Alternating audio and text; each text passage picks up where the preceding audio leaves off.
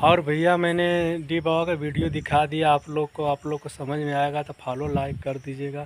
क्योंकि मैंने भैया बहुत दुख से बहुत मेहनत से वीडियो बनाता हूँ, बहुत दूर दूर भी तक ले जाता हूँ वीडियो बनाने के लिए।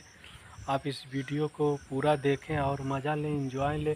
क्योंकि वीडियो बनाते में बहुत समय भी लगता है और एडिट विट करने में समय लगता है।